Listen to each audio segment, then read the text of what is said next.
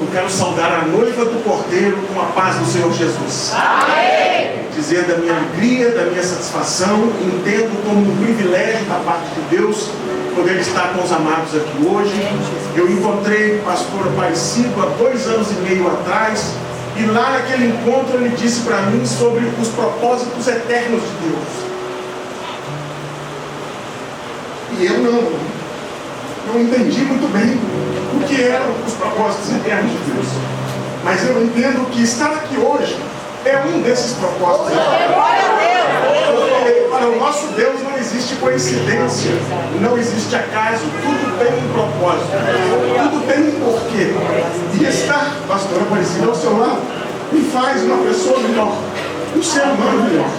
Bem, amados, hoje de manhã eu estou hospedado na casa do irmão Mesaque, e passou um vendedor de queijo. E o vendedor de queijo, ele é pastor. E a gente conversando com ele, ele falou: opa, você é um pastor batista, e eles estão permitindo agora o batista pregar em assembleia. Eu falei: as coisas estão mudadas. As coisas estão mudadas, e para a glória do nosso Deus, para onde nós vamos, que é o céu, lá não tem placa. E se placa de igreja ela fosse importante para Deus, ela não ficava do lado de fora da igreja, ela ficava lá dentro. Para Deus isso é insignificante. O que importa é que somos um corpo, que é o corpo de Cristo. E só para a curiosidade dos amados, antes de eu entrar aqui na bendita palavra do nosso Deus, eu fiquei 1.200 pastores naquele congresso, e Deus me deu de presente ficar com o pastor ali no meu quarto. Eu já tinha visto pessoas falando em línguas estranhas, mas colocando em línguas estranhas eu nunca tinha visto. Parece que o homem tem um helicóptero dentro da boca. Mas eu louvei a Deus por isso também. Queridos, abra comigo a sua Bíblia. Eu não sei se o costume é ler a Bíblia em pé. Abra comigo a sua Bíblia, querido, no primeiro livro do profeta Samuel, no capítulo 1. Quando o pastor começou a falar de Samuel, eu não tinha entendido direito. Eu falei: eu vou entrar na minha mensagem aqui. Só Jeová com esses mistérios dele, né, irmãos? Primeiro livro do profeta Samuel, no capítulo 1. Todos quanto acharam, diga amém. Amém. Assim diz a palavra do Senhor: houve um homem de Ramataim Zofim, da montanha de Efraim, cujo nome era Eucana, filho de Jeroão, filho de Eliú, filho de Tou, filho de Zuf, Efrateu. E este tinha 2 mulheres. O nome de uma era Ana, e o nome da outra Penina. Penina tinha filhos, porém Ana não tinha filhos. Subia, pois, este homem da sua cidade de ano em ano a adorar e a sacrificar ao Senhor dos Exércitos em Siló. E estavam ali os sacerdotes em Siló, e estavam ali os sacerdotes do Senhor, Ofni e Finéias, os 2 filhos de Eli.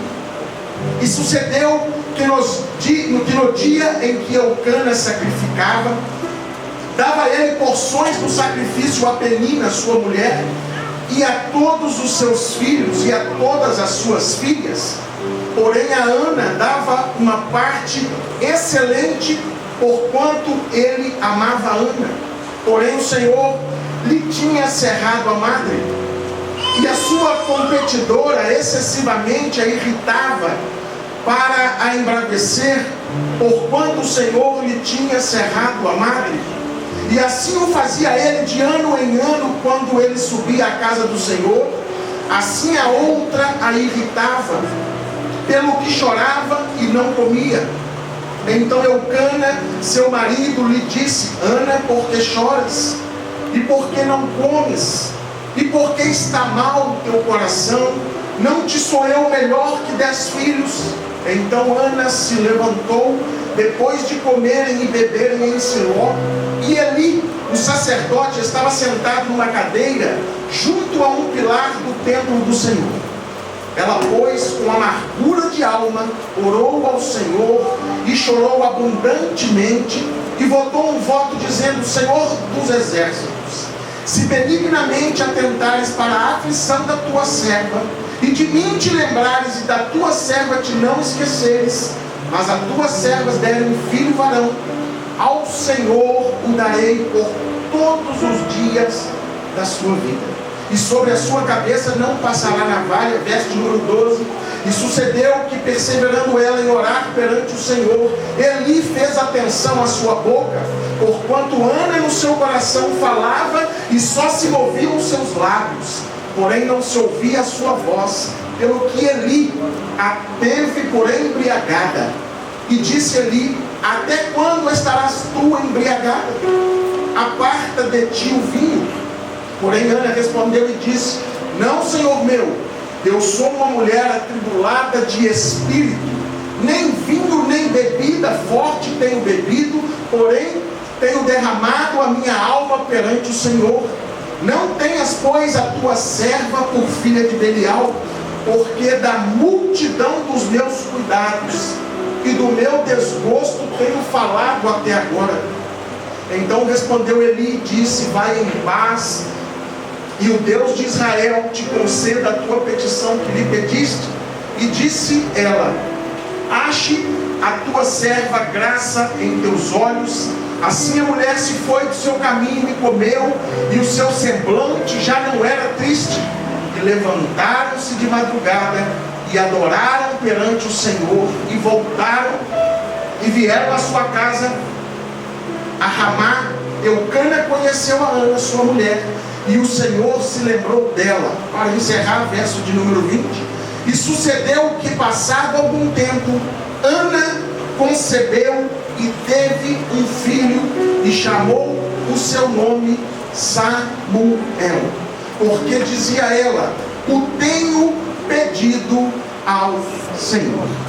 Amém? Podeis assentar, glorificando o nome do Senhor, que vive e reina para todos sempre. Esse glorioso Deus que está aqui conosco. Amados, eu gostaria de falar com os amados irmãos nesta noite. Nós estamos aqui numa reunião de obreiros, nós estamos aqui diante de pessoas que são líderes do povo de Deus, diante de pessoas que são maduras na fé, diante de pessoas que são experimentadas pelo nosso Deus nas coisas que são propósitos eternos do nosso Senhor.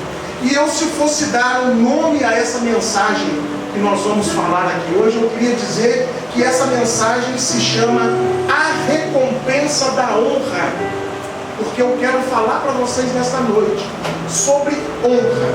E eu quero falar primeiramente sobre a honra pelo exemplo. Nós temos aqui um homem por nome Eucana, e ele subia para adorar o Senhor, e ele levava toda a sua família. Este homem, ele subia para poder honrar o Senhor, para poder estar com o seu Deus. E ele era um homem que servia de exemplo para a tua casa. Ele era um homem que servia de exemplo para as suas esposas. E ele era um homem que servia de exemplo para os seus filhos. E ele estava dizendo para aqueles filhos e para aquela esposa: olha, nós temos um compromisso, que é um compromisso muito maior do que todas as coisas que a gente pode fazer nessa terra, e é um compromisso de nos ter com o nosso Deus. Então, uma vez por ano, aquele homem pegava a sua família completa e ele ia adorar ao Senhor. Então existia aqui uma honra prestada por um homem, por um sacerdote, por um pai de família, por um chefe de uma casa, que honrava a Deus uma vez por ano, e ele servia de exemplo para a sua casa. Honrava a Deus e servia de exemplo. E depois nós temos a recompensa da honra que esse homem prestava ao nosso Deus. E qual que é a recompensa da honra desse homem ter prestado tanto culto e tanta adoração ao Senhor? A sua mulher, que era uma mulher estéril, que era uma mulher que não podia gerar filhos, essa mulher fica grávida.